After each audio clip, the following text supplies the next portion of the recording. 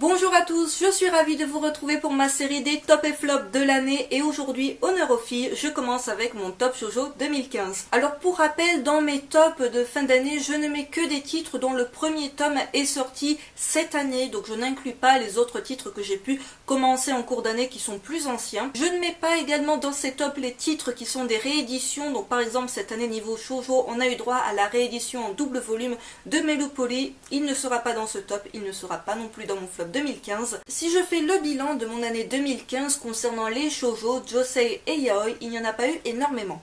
Concernant les yaoi, il n'y en a eu en fait qu'un seul, il s'agit du one-shot Hybrid Child, que j'ai bien apprécié mais que je ne mettrai pas dans ce top pour autant puisqu'il s'agit d'une bonne lecture, mais sans plus. Concernant les josei, j'en ai lu un peu plus que l'année dernière, étant donné que l'année dernière il me semble que je n'en avais pas lu du tout, mais je n'en ai sélectionné qu'un seul pour rejoindre ce top, les autres ont été des flops ou des lectures sans plus. Et enfin concernant les shoujo, j'en ai sélectionné 4 pour ce top, les autres ayant été des lectures flop ou des lectures neutres. Vous l'aurez compris, dans cette vidéo, je vais vous présenter mon top 5 des shoujo et josei qu'il ne fallait pas louper selon moi cette année. Dans mes tops, je ne classe pas les titres du meilleur au moins bon, du moins bon au meilleur, mais tout simplement par rapport à leur date de sortie cette année. Je commence tout d'abord avec un shoujo que selon moi il ne fallait pas louper en cette année 2015. Il s'agit de la série Double Jeu de Reiko Momoshi, c'est publié chez Akata.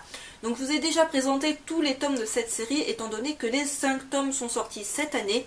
Malgré le fait que la fin est un tout petit peu déçue, j'ai apprécié le fait de découvrir un shoujo qui soit tout de même assez sombre, assez torturé.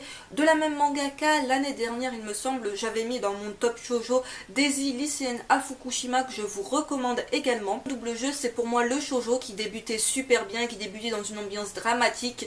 Malheureusement, je trouve qu'il y a eu trop de surenchère de cette dramatisation par la suite, que l'auteur en faisait un tout petit peu trop et le final ne m'a pas hyper convaincu, mais dans l'ensemble j'ai trouvé tout de même que c'était une bonne série. Je ne m'arrêterai pas au fait que la fin m'est un petit peu déçue, c'est tout de même une série que je vous recommande. Second shoujo que je retiens de cette année 2015, il s'agit de la série Le Requiem du Roi des Roses d'Ayakano publié chez Kiyun.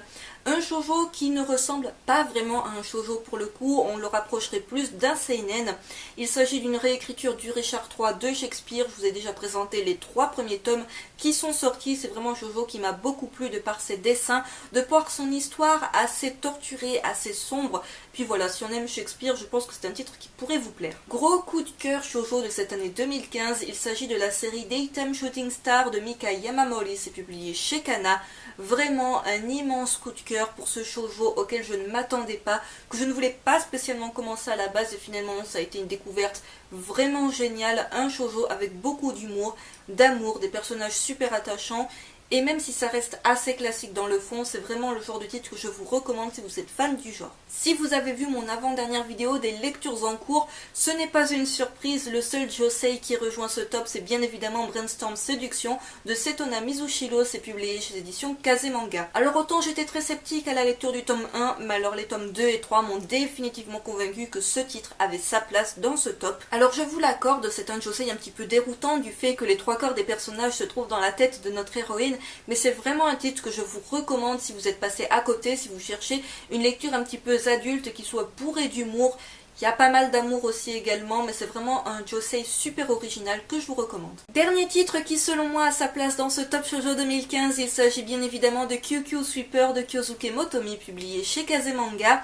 Alors ça n'a pas été un énorme coup de cœur non plus, mais j'ai vraiment apprécié de retrouver cet auteur avec une nouvelle série. J'avais déjà adoré Dengeki Daisy qui fait vraiment partie de mes shoujo coup de cœur depuis des années. J'étais moins fan de Beastmaster de la même mangaka, mais là de retrouver des personnages qui encore une fois sont similaires à ceux de Dengeki Daisy, avec cette relation chien et chat mais tellement adorable dans le fond, avec une bonne touche de fantastique pour le coup, c'est vraiment un titre que j'ai adoré découvrir et dont j'attends le dernier tome avec impatience. J'en ai terminé avec ce top shoujo 2015, encore une fois il s'agit d'un top complètement subjectif. N'hésitez pas à me dire en commentaire ce que vous en avez pensé et quel est votre top shoujo, josei, yaoi de cette année 2015. Sur ce, je vous retrouve très vite pour le top shonen.